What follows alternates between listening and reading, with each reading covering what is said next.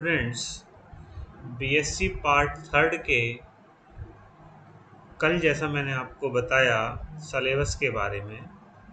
आज हम लोग शुरुआत कर रहे हैं आपके यूनिट वन की, जिसका नाम है hard and soft acids and basis. इस यूनिट में मैं डॉक्टर सुनील गुप्ता आप सबका स्वागत करता हूं और हम लोग ये देखेंगे कि इस hard and soft acids and bases में क्या चीज़ नई है। कल जैसे मैंने आपको थोड़ा सा जब सिलेबस का इंट्रोडक्शन दिया था, सिलेबस के बारे में आपको जानकारी दी थी, तो उसमें बताया था कि हम लोग जैसे कि एसिड्स और बेस में कुछ कंसेप्ट्स पढ़ चुके हैं, जिनमें कि हमारे पास आर्रेनियस कंसेप्ट है, ब्रॉन्स्टैंड लोरी एसिड बेस कंसेप्ट है और लुईस अम्ल और क्षार सिद्धांत है। तो इसमें जैसा आप लोगों के मैं सोचता हूँ मेरे दिमाग में ये चीज़ है कि आप लोग इन तीनों कंसेप्ट के बारे में जानते होंगे और हमारा हार्ड एंड सॉफ्ट एसिड और बेस का जो कंसेप्ट है, वह कंसेप्ट बेसिकली लुईस कंसेप्ट के फेल्योर के बाद डेवलप हुआ है। तो सबसे पहले हम लोग एक ब्रीफ में ये जान लें कि लुईस का कंसेप्ट, लुईस का अम्ल क्षार सिद्धांत क्या था। तो लुईस का जो सिद्धांत है वो ये कहता है कि एसिड या अम्ल वो स्पेशीज या अणु हैं जो कि इलेक्ट्रॉन पेयर डेफिशिएंट होते हैं, जिनके पास इलेक्ट्रॉन पेयर की कमी होती है और वो इलेक्ट्रॉन को एक तरह से इलेक्ट्रॉन पेयर को एक्सेप्ट करते हैं। जो इलेक्ट्रोफाइल नेचर है जो इलेक्ट्रोफाइल नेचर है वो इलेक्ट्रोफाइल नेचर ही, या जिनके पास की इलेक्ट्रॉन पेयर की शॉर्टेज है, ऑक्टेट जिनका पूरा नहीं हो रहा है, वो हमारे पास स्पेशीज हमारी लुईस अम्ल कहलाती हैं। और इसके अपोजिट लुईस क्षार में हमारे पास जो है वह इलेक्ट्रॉन पेयर की अधिकता रहती है और वो इलेक्ट्रॉन पेयर को डोनेट करते हैं। तो ये हमारे पास लुईस का सिद्धांत है, लुईस का अम्ल क्षार सिद्धांत है। लेकिन यह लुईस और क्षार का सिद्धांत हमें यह नहीं बताता कि कोई जो हमारे पास इलेक्ट्रॉन पेयर को ग्रहण करने की क्षमता है या इलेक्ट्रॉन पेयर को देने की क्षमता है, उसके आधार पर हम जो हमारे पास डिफरेंट स्पेशीज हैं, उन डिफरेंट स्पेशीज को हम लोग कैसे उनकी स्ट्रेंथ को बताएं कि कौन ज़्यादा प्रबल अम्ल है, कौन कम प्रबल अम्ल है, कौन ज़्यादा प्रबल क्षार है या कौन प्रबल क्षार है। तो हमारे पास एक कोई यूनिफॉर्म स्केल नहीं है, जो कि हम लोग पहली लाइन में लिख रहे हैं। The Lewis concept fail to provide a definite and uniform scale to measure the relative strength of acids and bases. ये इसकी लुईस अम्ल की जो खास जो विफलता थी कि उससे हम लोग को एक डेफिनेट मैनर में और यूनिफॉर्म मैनर में हम लोग अम्ल और क्षारों की जो आपेक्षिक शक्ति शक्ति है या उनकी उनकी स्ट्रेंथ है, उसको हम लोग नहीं निकाल सकते। तो इसके लिए हम लोग on the basis of the phenomenological criteria suggested by Lewis, one may predict that the displacement iterations can be made the basis for much determination। उन्होंने कहा कि हम लोग डिस्प्लेसमेंट टाइट्रेशन के आधार पर एक सजेस्टिव मेथड के रूप में हम लोग काम ले सकते हैं कि इस हिसाब से हमारे पास ये अम्ल और क्षार प्रबल या दुर्बल होंगे।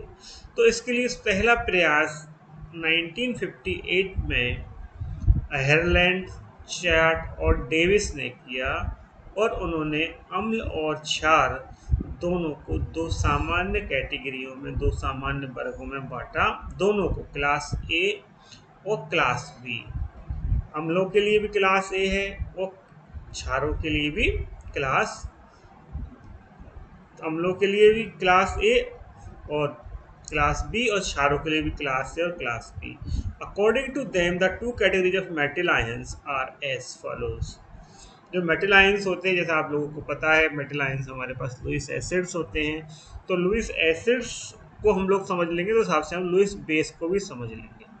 तो हमारे पास उन्होंने क्लास ए में कौन से एसिड्स लिए? क्लास ए में उन्होंने लिए द मेटल आयन, ऐसा metal ion which prefers to form stable complexes with the ligands having donor atom of the first members of group 15 nitrogen group, 16 oxygen group और 17 फ्लोरीन ग्रुप। ऐसे metal ion जो कि nitrogen, oxygen और fluorine का प्रथम member भी यही है।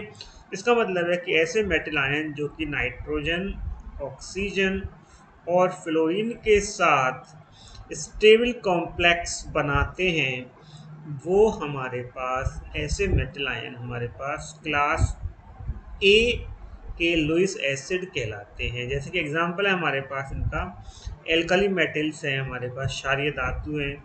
एल्कलाइन अर्थ मेटल्स हैं हमारे पास, क्षारीय मृदा धातु है।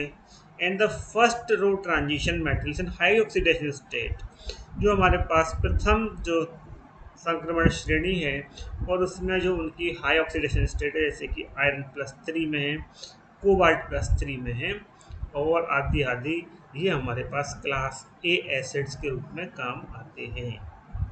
उसके अपोजिट में हम कहें क्लास ए बेसिस कौन से हैं, तो क्लास ए बेसिस हमारे पास नाइट्रोजन, ऑक्सीजन, फ्लोरीन है। क्लास बी में यदि हम लोग बात करें, द अदर मेटल आयंस, अब दूसरी तरह के मेटल आयंस कौन से हैं, which prefer to form their most stable complexes.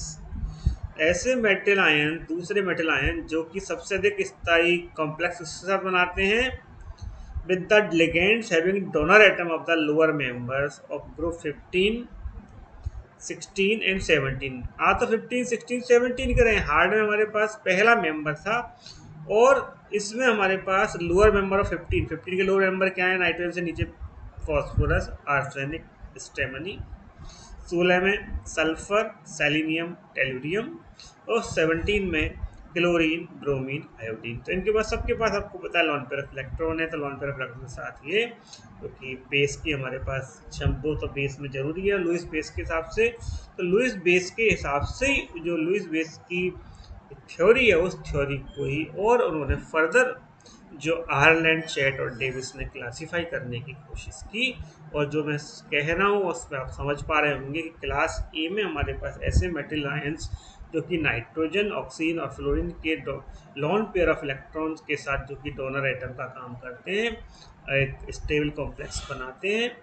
और दूसरी तरह की क्लास बी में हमारे पास ऐसे मेटल आयन जो कि 15, 16, 17 ग्रुप के लोअर मेंबर्स के साथ स्टेबल कॉम्प्लेक्स बनाते हैं, वो हमारे पास कहलाते हैं ग्रुप बी के एसिड्स। इसके एग्जांपल हमारे पास हैं lighter transition element in the low oxidation state, जैसे कि हमारे प्रथम संक्रमण श्रेणी के हल्के तत्व जिनकी ऑक्सीडेशन स्टेट कम है, क्योंकि हायर ऑक्सीडेशन स्टेट वाले हमारे उसमें थे। एंड हैवियर ट्रांजिशन एलिमेंट्स जैसे copper plus, Ag+, Hg+, Pt+2, Pd+2 etcetera act as class B acids. अब हम करते हैं classification of acids and bases as hard and soft. तो हमारे पास सपोज कीजिए एक हमारे पास AHB1, AH यहाँ रिप्रेजेंट कर रहा है एसिड, हार्ड एसिड एक, और दूसरी तरफ ASB2, ASB2 हमारे पास रिप्रेजेंट कर रहा है ये एक सॉफ्ट एसिड को। तो AHB1 प्लस ASB2 गिव्स, अब इसमें क्या हुआ, डिस्प्लेसमेंट होगा, B2 जो था इस यहाँ से ये B2 AH के साथ जुड़ गया, AH B2 प्लस, फिर डिस्प्लेसमेंट हो गया ASB1। तो इसमें डबल डिस्प्लेसमेंट हो रहा है। From above double displacement reaction, substitution reaction का ही पार्ट है, इसमें दोनों तरफ से हो रहा है। It may be stated that B1 is softer then B2। B1 क्या है, B2 की रिस्पेक्ट में सॉफ्टर है। कब है, when K1 is greater than 1। K1 is greater than 1 का मतलब है यदि हमारी रिएक्शन फॉरवर्ड डायरेक्शन में चलती है तो हमारे पास B1 सॉफ्टर होगा और B1 B2 की रिस्पेक्ट में सॉफ्टर होगा। On this basis, a list of hard and soft acids and bases may be obtained। और इसके आधार पर हम लोग एक सारणी का निर्माण करते हैं जिसको हम लोग अभी नीचे देखेंगे। This classification is not rigid and there occurs a gradation from hard acids to soft acids and hard bases to soft bases including the border line species. इसका मतलब है कि हमारे पास जो हम लोग ये कह रहे हैं कि कौन सा हार्ड होगा कौन सा सॉफ्ट होगा, एक इसका एक ग्रेडेशन तो चलता है ऊपर से नीचे हम लोग देखेंगे, लेकिन एक रिजिड नहीं है और इनके बीच में एक बॉर्डर लाइन स्पीशीज भी काम करती है। द क्राइटेरिया ऑफ हार्डनेस और सॉफ्टनेस, किसी एक को पढ़ लें हम इसलिए ब्रैकेट में लगाया है यहाँ पे। कठोरता और मृदुता का जो क्राइटेरिया है is ascribe to the hardness of the electron cloud associated with a particular species. बहुत अच्छी लाइन है ये कि हमारे पास इसका जो पैमाना है, इसको जो मेथड है, क्राइटेरिया जो है वो क्राइटेरिया क्या है, electron cloud associate with a particular species की उसके चारों ओर इलेक्ट्रॉनिक वातावरण क्या है। ए फर्मली हेल्ड इलेक्ट्रॉन क्लाउड, यदि कोई हमारे पास बहुत मजबूती के साथ इलेक्ट्रॉन क्लाउड है तो उसको क्या होगा, उसकी लो पोलराइजेबिलिटी होगी, उसकी द्रवणशीलता होगी वो कम होगी। द्रवण क्षमता ज़्यादा होगी लेकिन उसकी द्रवणशीलता कम होगी यदि, क्योंकि वो छोटा आयन होगा। मेक्स द स्पीशीज हार्ड, उसको क्या बना देगा, वो कठोर बना देगा। While an easily polarisable electron cloud, अब यहाँ पे क्या है, पोलराइजेबल जो कि ज़्यादा इजीली पोलराइजेबल है, ध्रुवणशीलता जिसकी ज़्यादा है, वो इलेक्ट्रॉन क्लाउड यदि उसका ज़्यादा है तो वह सॉफ्ट के रूप में जाना जाएगा। और third category with intermediate characters will be A border line, और इन दोनों के बीच की जो स्थिति होगी वह हमारे पास बॉर्डर लाइन कहलाएगी। द डिटेल्स को हम लोग यहाँ पर इस टेबल में समराइज कर रहे हैं, जिसके अंतर्गत हमारे पास यदि classification of Lewis acids and bases को हम देखें, एसिड्स हमारे पास ये लुईस एसिड्स तो हैं ही, लेकिन हम लोग एसिड्स को अब कैसी कैटेगरी में बता रहे हैं, हार्ड में, सॉफ्ट में और इनके इन बिटवीन बॉर्डर लाइन में। तो हार्ड में हमारे पास क्या होंगे, छोटे कैटाइंस होंगे जो कि जिनका इलेक्ट्रॉन क्लाउड बहुत फर्म है, जैसे कि H प्लस बहुत छोटा साइज है, Li प्लस Li से बहुत छोटा साइज रहता है, Na प्लस छोटा साइज है, K प्लस छोटा साइज है। इसी तरह से ये फर्स्ट आपके पास एल्कलाइन मेटल्स हो गए, फिर ये एल्कलाइन अर्थ मेटल्स हो गए, Be+2 Mg+2 Ca+2, इधर Cr+2 Cr+3 Al+3 SO3 Bf3 BCl3 और HX जिसमें हाइड्रोजन बॉन्डिंग है। सॉफ्ट में से हम लोगों ने लिए थे कि हमारे पास लाइटर हमारे पास transition metal Cu plus Ag plus Hg plus PD+2 CD+2, फिर आयरन लिए थे Pt+2 BH3 Br2 Br plus हो गए हमारे पास, और metal atoms and bulk metals. In between हमारे पास जब हमारे पास जिनका ऑक्सीडेशन नंबर कम है, Fe+2 CO+2 Ni+2 Cu+2 Zn+2 and Pb+2, इसी तरह से SO2 और Bbr3। तो ये हमारे पास बॉर्डर लाइन है। यदि हम लोग फीचर्स की बात करें तो मैं सोचता हूँ फीचर्स और हमारे पास जो अगला पार्ट है उसको हम लोग कल लेकर आपको डिस्कस करेंगे, जिसमें इसको और डिटेल में आपको बताएंगे इस हार्ड एंड सॉफ्ट एसिड्स के बारे में।